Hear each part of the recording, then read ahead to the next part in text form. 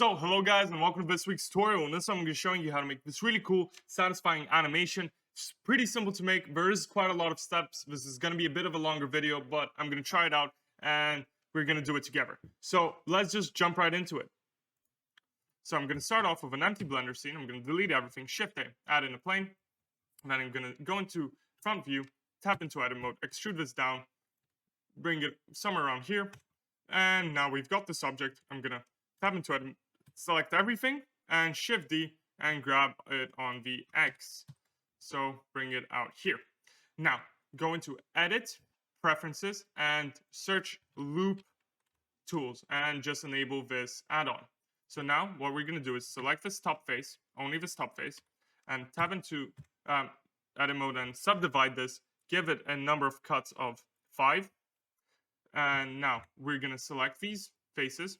Press Ctrl+ to increase our selection, and then right-click, Loop Tools, and Circle. So now we've made this part into a circle. What we can do is extrude this up on the Z, just bring it up a bit, then inset this guy somewhere around this height, this size, and then extrude him inwards. So let's go in Alt-Z and grab him down, pull him over here, somewhere like this. So that looks good. What we have is this kind of shape, but it doesn't look perfect. So what we should do now is add in a bevel, increase the number of segments, and then decrease the amount a bit, something like this. Then shade the smooth, and then I'm going to add in a subdivision surface, and now this looks perfect. Okay, go into top view, press L, select this loose part, and then Shift D, and grab him and move him over here. Bam. Okay, and then press L and select this cube, and then Shift D and move him over here. Make sure you hold Control so that it snaps to the grid. And now we've got this shape. Okay, from now we can do another thing called adding an array modifier. And so what that's going to do is just repeat this whole thing. So let's give it the count of 12. And now we've got this repeating system. Okay, pretty good.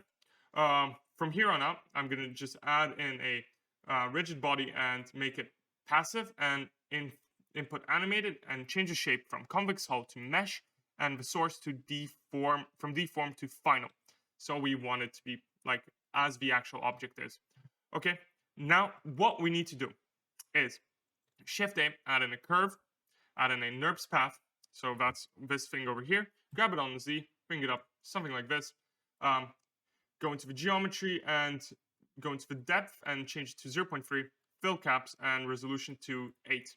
So now what we get is this object. But it's a bit too small, so I'm just going to scale it up, something like this. And then I'm going to go into the item and rotate it on the Y by 10 degrees. Okay, and then I'm going to bring it up a bit on the Z, just a little more, so that I'm happy and it's going to look good. So Shift A now, add in another icosphere. Oh, or it's our first icosphere for now, so yeah. Tab into edit mode, subdivide this, increase the smoothness and number of cuts to 4. So now we've got this kind of ball here, Alt-Z, and then scale it down so it would fit in this gap we have. Okay, I'll get out the Alt-Z, and then let's go into its object constraints. So we have this constraint, and add in a follow path, and select our target as the NURBS path. Okay, perfect. So change the offset to something like negative 40. Okay, perfect. It's offset. Now, duplicate this NURBS path and convert it to a mesh. Perfect. Now select our ball and add in a Boolean and our object as NURBS path. Okay, now we've made a hole in it. Control A to apply this Boolean and add in a bevel, a couple segments, decrease the amount a little bit, and add in a subdivision surface just to perfect this whole shape. Perfect. Now delete this second NURBS path we added and take the first one and just change its depth to now 0.27. So now we can see that there is a hole in our ball. And that's exactly what we need. Okay, so let's change our frames to 150.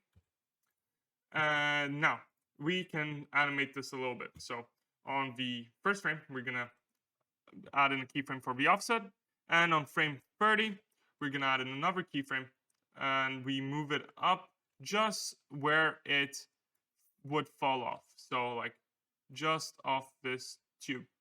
Perfect. And insert this keyframe.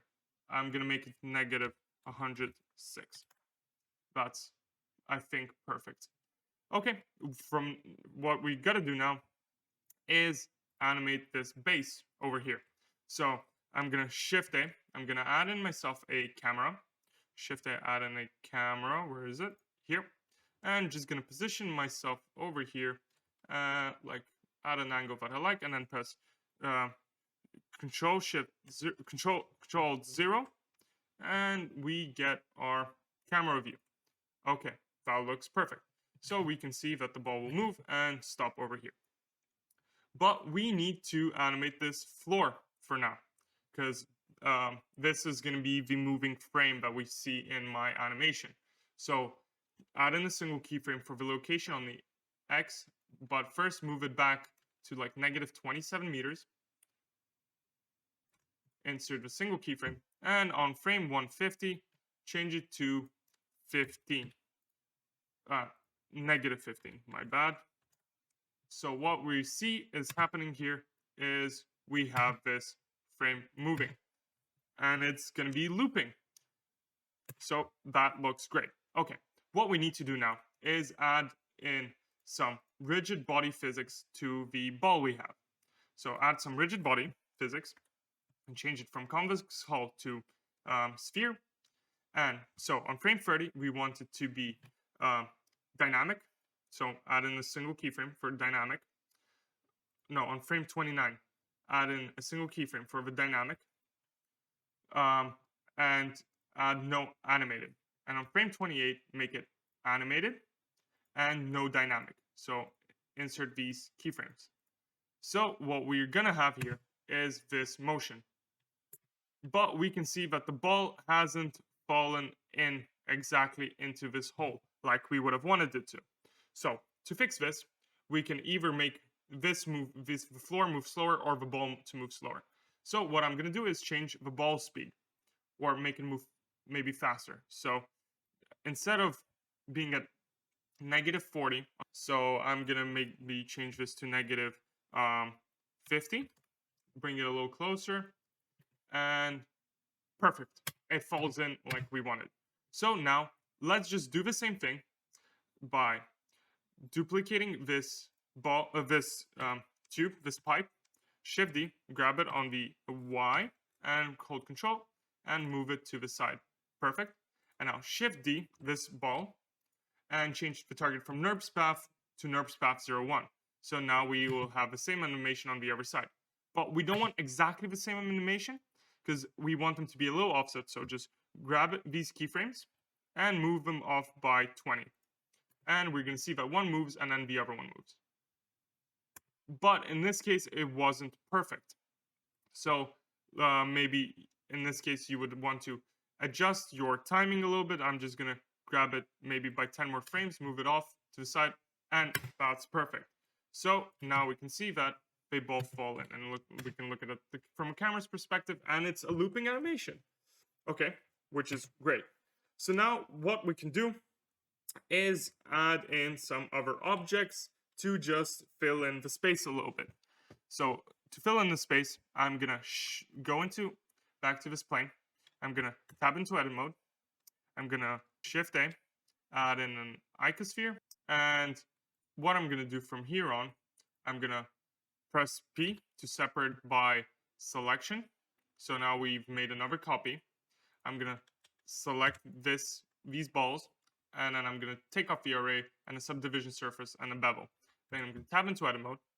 I'm gonna press A, right click, subdivide, and increase the number of subdivisions to like 4, maybe 3, not necessary to have that many.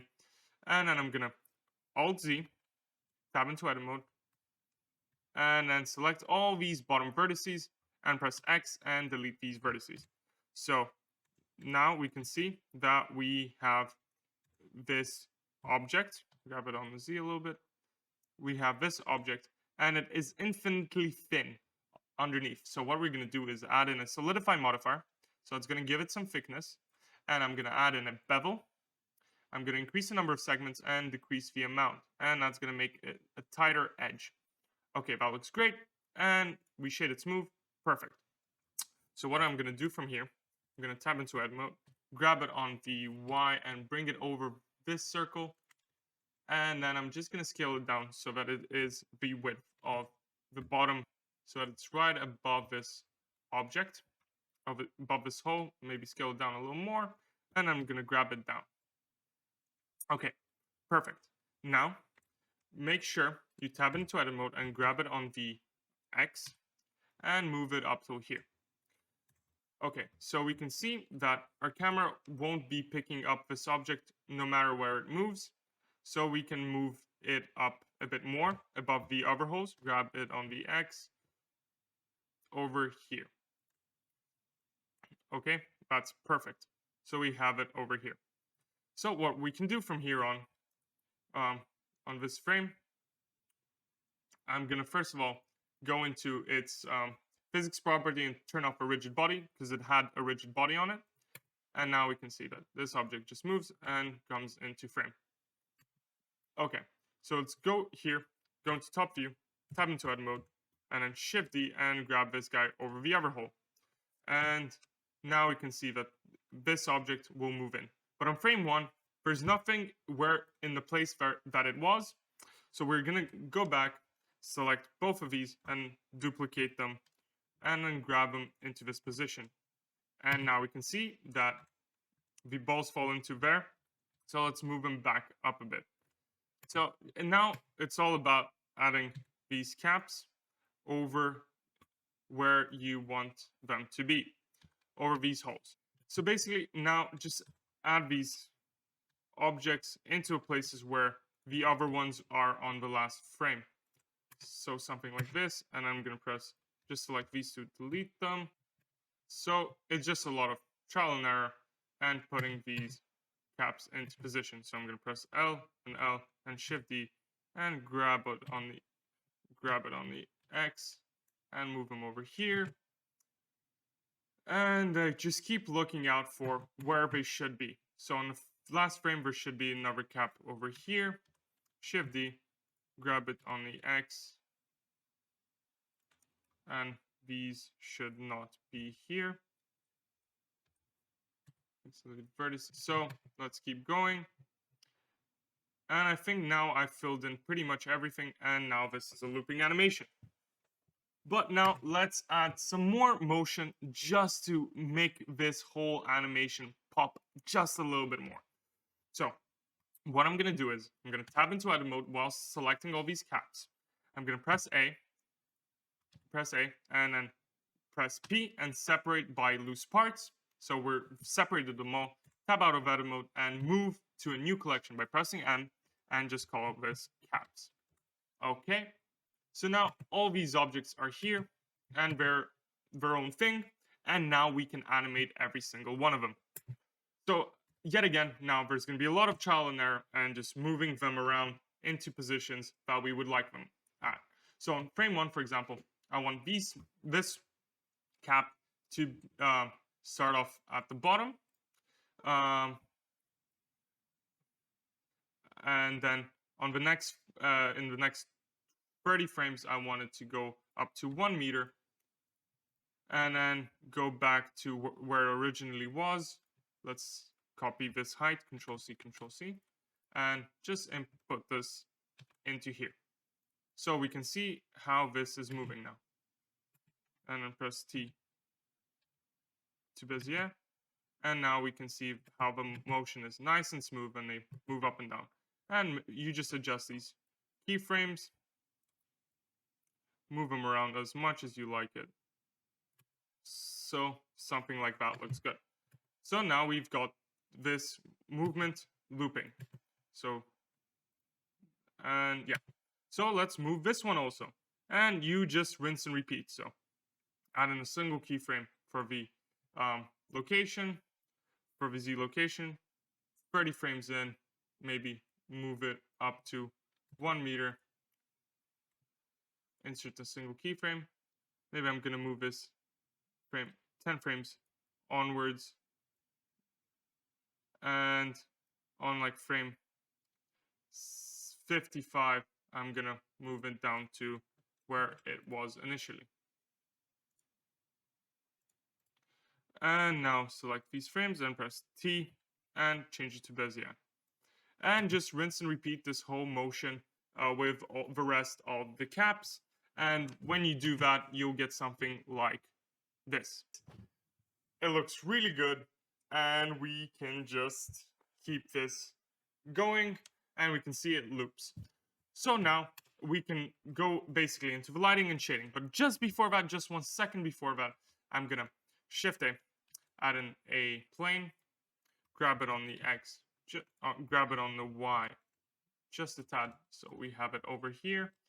And I'm gonna scale it on the X by quite a bit, scale it on the X, and then scale, and then I'm gonna tab into edit mode, select this edge, and grab it on the Y, just move it out, it doesn't matter how far, and I'm gonna select this whole thing, Shift D, grab it on the Y, just onto the other side, and I'm gonna select both these faces and extrude them downwards.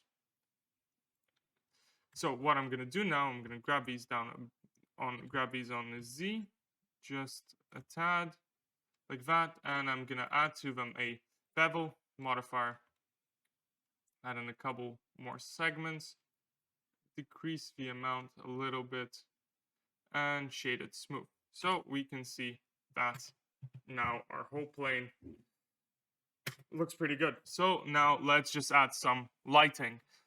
Shift A, add in, I'm gonna go into render mode, Shift A, add in a light area, grab on the X, grab it on the Z, and just increase the power to like 400 just for now. Make it into a disk, scale this up, grab it on the Z, bring it up, grab it on the Z, bring it up, and then add more of these lights, just position them nicely just so that we can light our whole scene. And I'm going to change the environment from color to black, or better, if you have a environment texture, add an environment texture, go to like HDRI Heaven and select like an environment. Over here I've got this park themed one, and it will, if I increase the strength, it will give me a nice color. Now what we can do is add some good shading. That's really the most important thing. This animation I did in Eevee, but in Cycles, but in Eevee it also looks pretty good. So what we can do now is go and add some materials. So I'm gonna go to this platform, tab into edit mode, and I'm just gonna add a new material, make it like nice and shiny, but I'm gonna adjust its roughness. So you're gonna see exactly what I'm doing. So I'm gonna add in a noise texture into the normal and into the roughness, and I'm just gonna add in a color ramp. Shift A, add in a color ramp, bring it over here, plug both of these into here, and add in a bump node. Let's go, add in this bump node, plug that into the height, plug that into the normal, and we can see something starting to form. We can adjust the strength of it, the places where it's at, increase the scale, something like that, maybe increase the detail, decrease the strength a little bit, and then Shift A, add in a color ramp, another one over here, and plug that into the color, and we can just adjust these sliders to how we like them. So I'm going to flip it and move it into place, do something like that, make this more specular, and increase the color of the black a little bit so it's not really that black, so it's more of a gray. And yeah, we get this really nice shiny like marbled material. Just to play around with it, see what works for you, what looks nice. And now I'm gonna tab back into edit mode.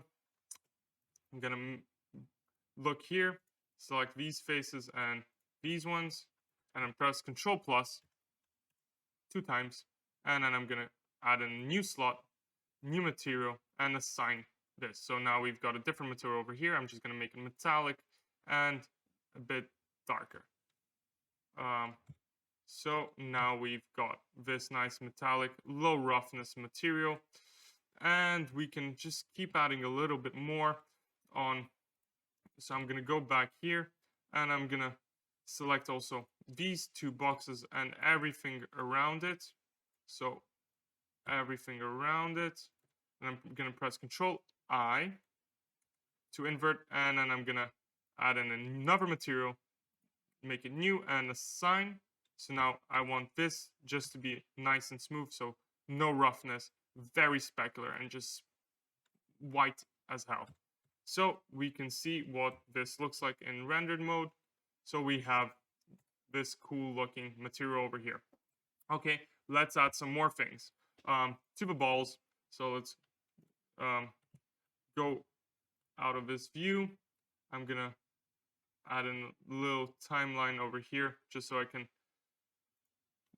edit things in different times. Okay, perfect. Let's look at these balls. So I'm gonna add a new material for the first ball. So the material is something like this. So we add in a wave texture and a noise texture, plug it into the color ramp, and just plug these into each other. I made this nice and blue, so it has a nice blue tint, and at the same time it has this purple color. And this is basically the node setup. Make it fully metallic and plug the roughness into here.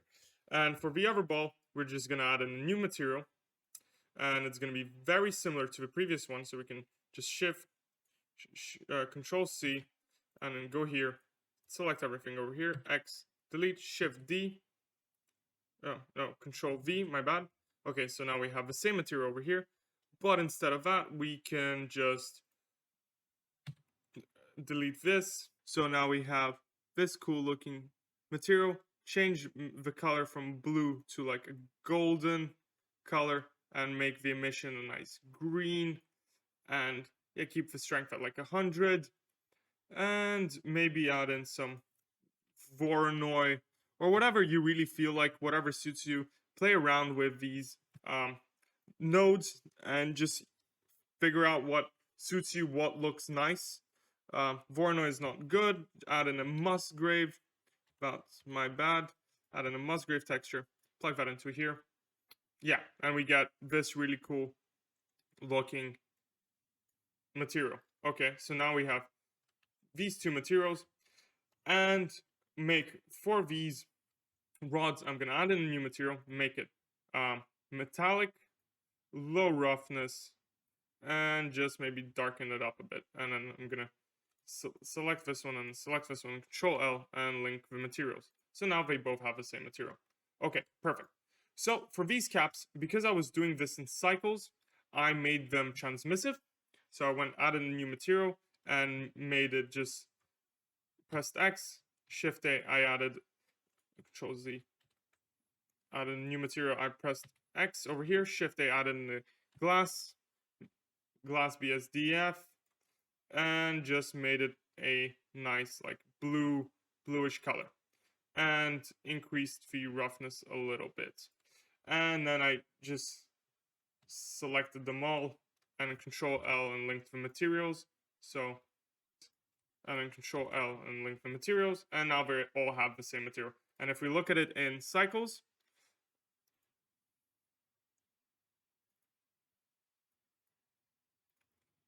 we see the material coming out, and that looks great. So otherwise, in Eevee, make it a nice metallic or whatever you want, really. And so the final thing I'm gonna do is, for the floor, I'm gonna give it a different material. So for this ground plane, I'm gonna make it a new material, and just make it maybe nice, something like a gold material, decrease the roughness a bit, something like that, just to make it stand out. In cycles, it looks gorgeous, and in Eevee also looks pretty good, but needs some work to be done. So basically that's it. Now we can go into the exporting tab, go choose your file, just pick any name for it, file format, change it to FFmpeg, encoding to MP4, and output quality to perceptually lossless, and just press Ctrl F12 and you'll get an animation that looks something like this. And that's pretty much it. I hope you guys enjoyed. Thank you guys for watching again. If you guys enjoyed these types of videos, subscribe to my YouTube channel, and yeah, see you guys in the next one. Bye-bye.